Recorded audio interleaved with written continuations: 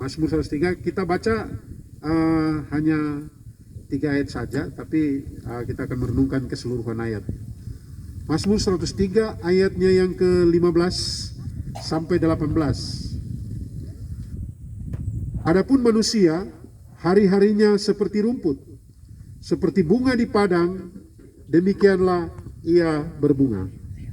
Apabila angin melintasinya, maka tidak ada lagi ia, dan tempatnya tidak mengenalnya lagi.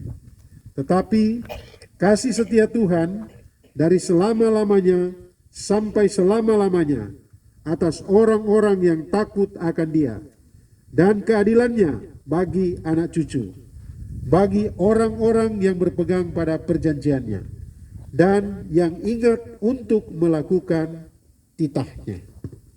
Demikian jauh pembacaan firman Tuhan. Terpujilah Kristus. Shalom. Bapak Ibu Saudara yang saya kasih dalam Tuhan, prosesi pemakuan seng adalah prosesi yang sudah biasa kita ikuti.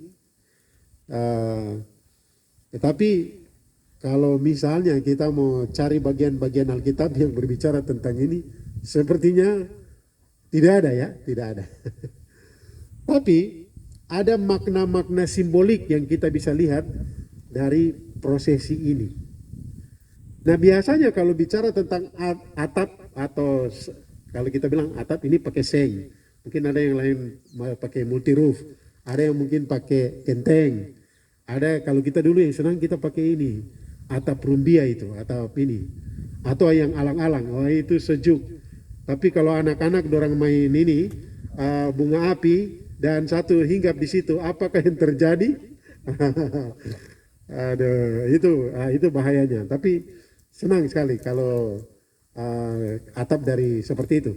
Nah, tetapi kalau bicara soal atap atau kalau bicara tentang atap itu berkaitan dengan naungan, tempat berteduh. Misalnya kita membangun, ada bangunan, kemudian polos-polos tidak ada atapnya. Wah, itu gimana ya? Mungkin lebih baik bangunan ada atap tanpa dinding daripada bangunan ada dinding tanpa atap. Nah, oleh karena itu saat ini saya memberikan tema khotbah saya ialah naungan jiwa. Nah, kalau tubuh ini naungannya pakai atap, kalau kita di rumah ada atap, tapi kalau jiwa naungannya itu apa? Saudara-saudara yang saya kasih dalam Tuhan Yesus Kristus, di dalam pembacaan kita tadi kalau kita membaca Mazmur 103 secara lengkap, saya bisa katakan seperti ini, Tuhanlah naungan jiwa kita. Tuhanlah satu-satunya atau tempat berteduh, Tuhan satu-satunya naungan atau tempat berteduh bagi jiwa kita. Tuhanlah satu-satunya naungan bagi jiwa kita, tempat yang tentram dan teguh bagi jiwa kita. Seperti nyanyian kemenangan iman nomor 300. Pertanyaannya Bapak Ibu Saudara, mengapa Tuhanlah satu-satunya naungan yang dapat memberikan keteduhan dan ketentraman bagi jiwa kita?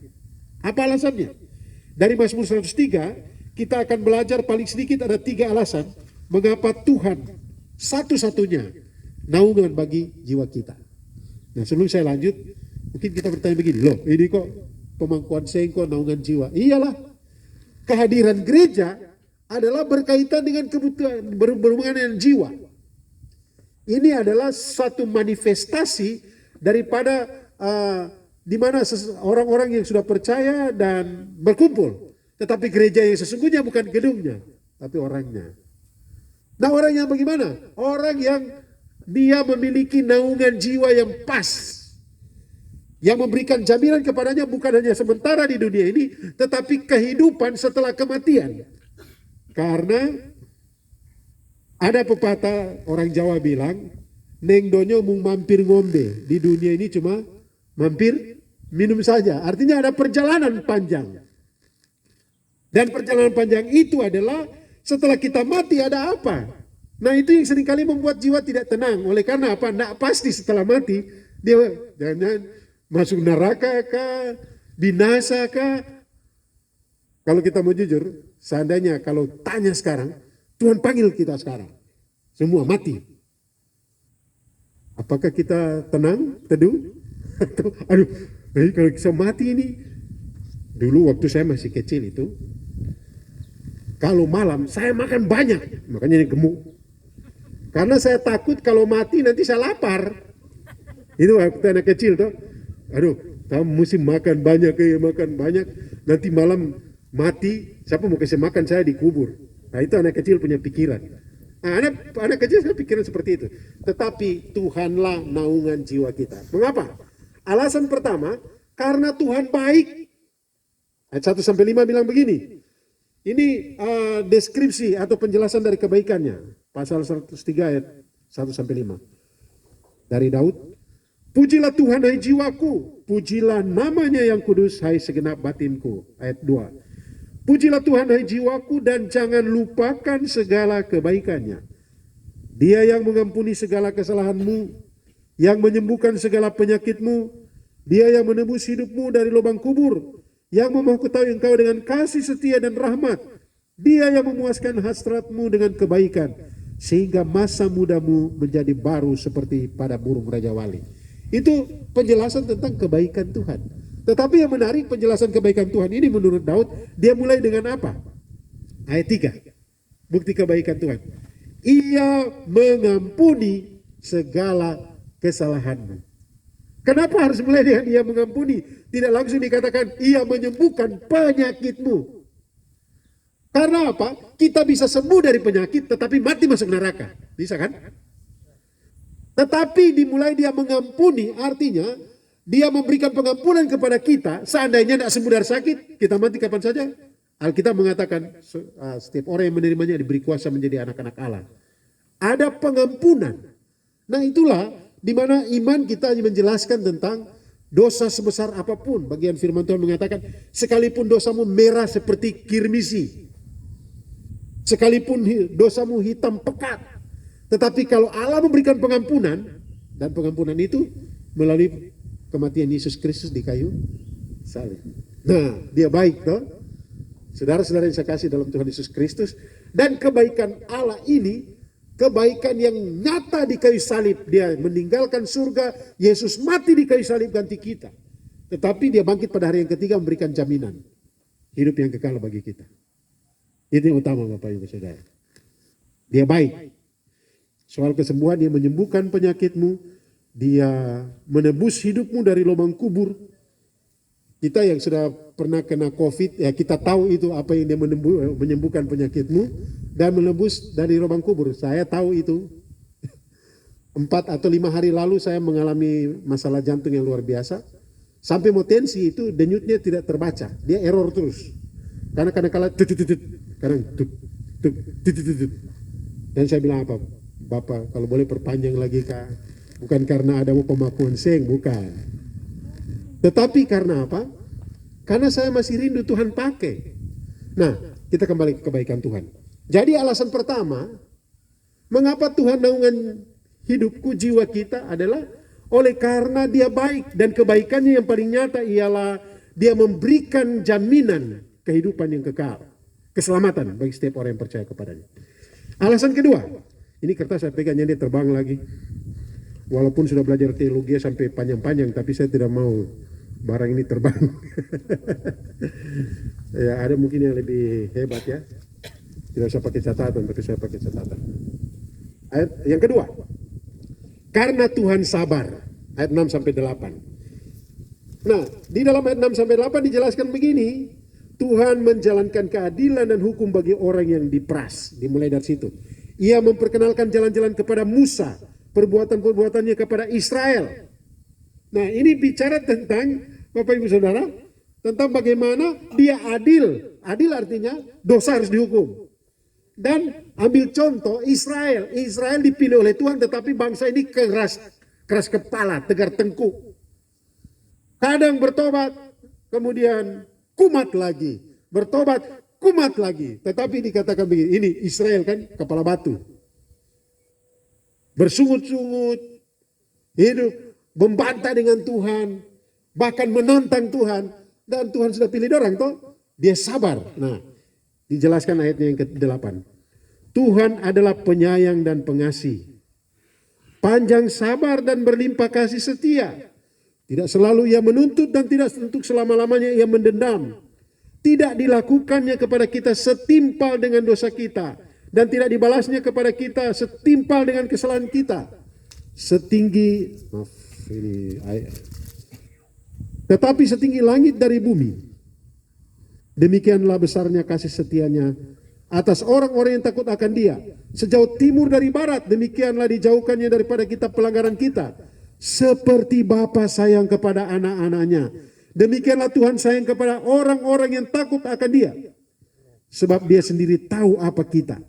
Dia ingat bahwa kita ini debu. Tuhan sabar. Coba kita bayangkan kalau Tuhan tidak sabar dan kita refleksikan kehidupan kita. Aduh, kadang kita mengaku, aduh Tuhan bertobat sampai nangis-nangis. Besok jatuh lagi dalam dosa. Tapi Dia sabar.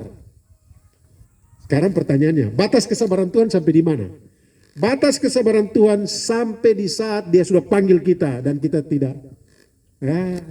Kadang-kala kan kita bilang, Tuhan sabar, jadi nanti sudah tua dulu baru saya bertobat.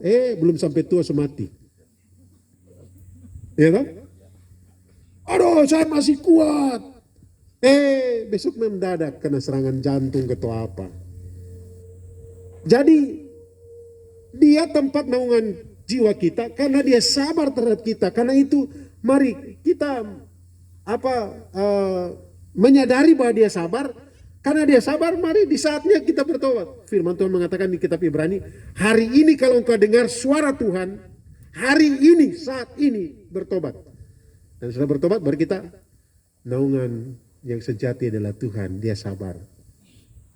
Dan setelah bertobat ya jatuh bangun, kita bangkit lagi. Tapi ada orang yang main-main dengan dosa, itu bahaya itu. Oke. Itu yang kedua, alasan kedua. Alasan ketiga, mengapa Tuhan naungan jiwa kita? Karena Tuhan berkuasa. Ayatnya yang kalau kita bisa lihat itu, ayatnya yang ke-19 sampai ayatnya yang ke-22. Ini dikatakan begini, ayat 19. Tuhan sudah menegakkan tahtanya dan kerajaannya berkuasa atas segala sesuatu. Jadi itu ditegaskan dulu otoritas Tuhan. Tuhan kan pencipta langit dan bumi. Dan dimulai dengan kerajaannya. Kalau kerajaan bicara tentang kuasa, otoritas. Dan kemudian ditegaskan lagi berkuasa atas segala sesuatu. Karena itu pujilah Dia. Bahkan dijelaskan tentang malaikat-malaikat. Pujilah Tuhan hai malaikat-malaikat. Pujilah Tuhan segala tentaranya. Ini bicara tentang kemahakuasaan Tuhan. Tapi kemahakuasaan dalam hal ini otoritas. Otoritas, kedaulatan. Kita bisa berkata begini, puji Tuhan, terima kasih pembangunan gedung gereja ini. Tuhan pakai pemerintah untuk membangun gedung gereja ini. Tetapi kalau kita tanya, itu siapa? Tuhan.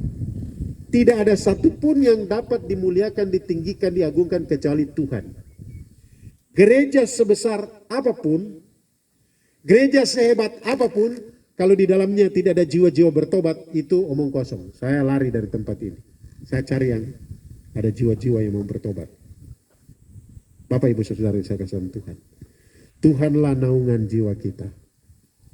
Oleh karena Tuhan itu baik.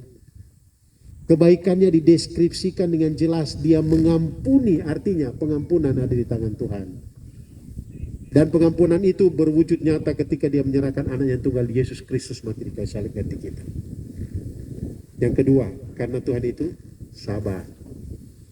Aduh, kita saya mau bertobat Tuhan. Ya, kumat lagi. Saya sama dia orang Makarica tuh. Makarica, wah makan sampai banyak. Gode-gode, orang yang suka Makarica sama dia gode-gode. Sakit perut, aduh saya makan rica lagi. Pas ada sambal enak di depan, makan ke tidak? Makan lagi. Makan lagi, tidak apa-apa. Hari pertama makan, hari kedua makan, hari ketiga makan. Aduh sakit lagi, aduh. Ini kali ini benar-benar saya mau bertobat, tidak mau makan rica lagi. Ada rica lagi enak di depan, ikan bakar. Aduh ini sedikit lagi, apa lagi, ada RW dan lain sebagainya. Aduh, ini ikan bakar ini supaya jangan lupa rasa, makan lagi. Kayaknya begitu juga kehidupan iman kita ya. Tetapi Tuhan sabar. Cuma jangan main-main. Tuhan sabar jadi. Sabar. Tuhan bilang stop sudah. Jangan kau bilang sabar. Ya panggil kau sekarang pulang. Waktu pulang itu bilang sabar Tuhan. Aduh, tidak bisa. Yang ketiga karena Tuhan berkuasa. Siapapun bisa dipakai oleh Tuhan. Janda yang paling miskin di Israel bisa menolong nabi yang luar biasa. Nabi Elia dan Elisa. Tuhan bisa panggil orang yang punya harta kekayaan. Tuhan bisa panggil, bisa pakai pemerintah. Tapi siapapun Tuhan bisa pakai itu dalam kehendak Tuhan.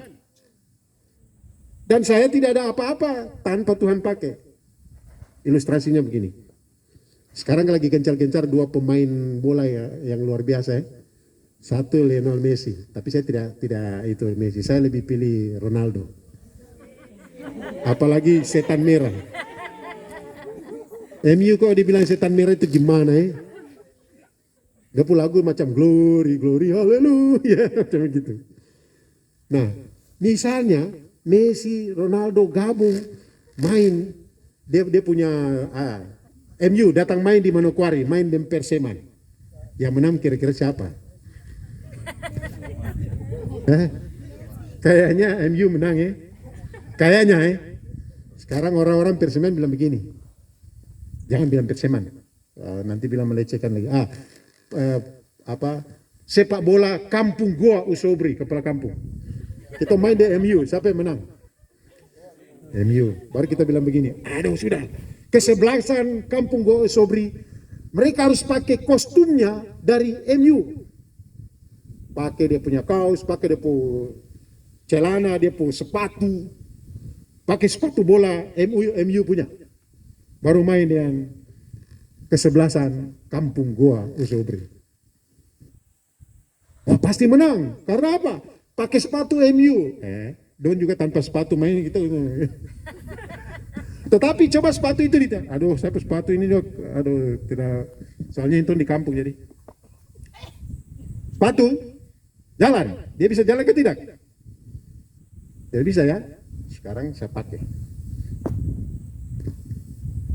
Sepatu, kau pergi tenang ke majelis umum, bisa?